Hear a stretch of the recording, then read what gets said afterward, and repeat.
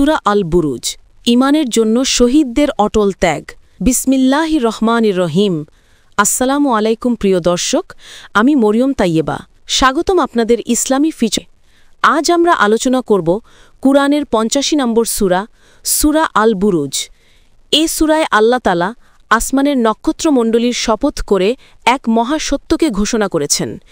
ঈমানদারদের বিরুদ্ধে অত্যাচারীদের শেষ পরিণতি ধ্বংস, আর আল্লাহর পথে অবিচলদের জন্য রয়েছে জান্নাত। সূরার পরিচিতি। সূরার নাম আল বুরুজ, নক্ষত্রমণ্ডলী। সূরা নম্বর ৮৫, আয়াত সংখ্যা ২২, নাজিল হয়েছে মক্কায়। সূরার আয়াতসমূহ: বিসমিল্লাহির রহমানির রহিম। ওয়াস-সামাই যাতিল বুরুজ واليوم الموعود وشاهد ومشهود قتل أصحاب الأخدود النار ذات الوقود إذ هم عليها قعود وهم على ما يفعلون بالمؤمنين شهود وما نقموا منهم إلا أن يؤمنوا بالله العزيز الحميد الذي له ملك السماوات والأرض والله على كل شيء شهيد إن الذين فتنوا المؤمنين والمؤمنات ثم لم يتوبوا فلهم عذاب جهنم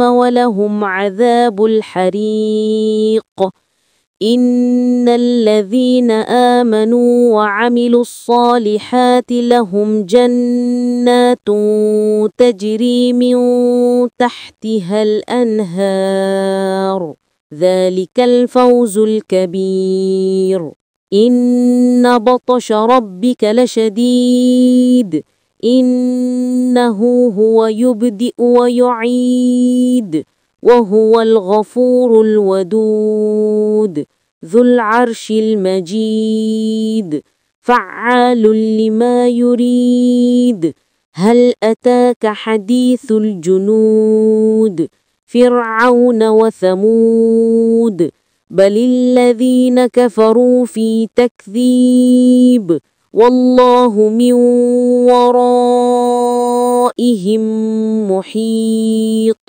بل هو قرآن مجيد ফি লাউহিন মাহফুজ। সূরা আল বুরুজ মক্কার অত্যাচারের প্রেক্ষাপটে নাজিল হয়। মুমিনদের উপর কাফেররা যে নিপীড়ন চালাত তা ছিল আগের জাতিদের মতোই। ইতিহাসে অখদুদের কাহিনী উল্লেখ রয়েছে, যেখানে মুমিনদের অগ্নিকুণ্ডে ফেলে দেওয়া হয়েছিল। আল্লাহ এই সূরায় সেই ঘটনাকে স্মরণ করিয়ে বলেন, অত্যাচারীরা শেষ পর্যন্ত ধ্বংস হয়, কিন্তু ঈমানদারদের জন্য রয়েছে জান্নাত। সূরার মূল শিক্ষা: ১. আল্লাহ আসমান জমিনের মালিক, তিনি সবকিছুর সাক্ষী। ২. মুমিনদের নিপীড়নকারীদের জন্য রয়েছে জাহান্নাম, আর মুমিনদের জন্য জান্নাত। ৩. আল্লাহর শাস্তি কঠিন, তবে তিনি ক্ষমাশীল ও দয়ালু। ৪. ইতিহাসের ফেরাউন ও সমুদের মতো কাফেররাও ধ্বংস হয়েছে। ৫. কুরআন মহিমান্বিত ও লৌহে মাহফুজে সংরক্ষিত। ফজিলত: সূরা আল বুরুজ পাঠ করলে ঈমানের জন্য দৃঢ়তা বৃদ্ধি পায়। এটি আমাদের শেখায়, অত্যাচারের মুখেও মুমিনরা সত্যের পথে অটল থাকে। নিয়মিত পাঠ করলে আল্লাহর দয়া ও জান্নাতের আশা হৃদয়ে দৃঢ় হয়। প্রিয় দর্শক, সূরা আল বুরুজ আমাদের শিক্ষা দেয়, আল্লাহর পথে অবিচল থাকার মানেই সত্যিকারের বিজয়। পৃথিবীর শাসক বা অত্যাচারীরা সাময়িক ক্ষমতা দেখালেও আল্লাহর কাছে তাদের কোনো আশ্রয় নেই। কিন্তু যারা ঈমান নিয়ে অটল থাকে, তাদের জন্য রয়েছে জান্নাতের মহাসুখ। আরও ইসলামী ফিচার ও আলোচনার জন্য আমাদের চ্যানেল সাবস্ক্রাইব করুন। নতুন ভিডিওর নোটিফিকেশন পেতে বেল বাটন চাপতে ভুলবেন না। আমি মরিয়ম তাইয়েবা আজকের আলোচনা এখানেই শেষ করছি।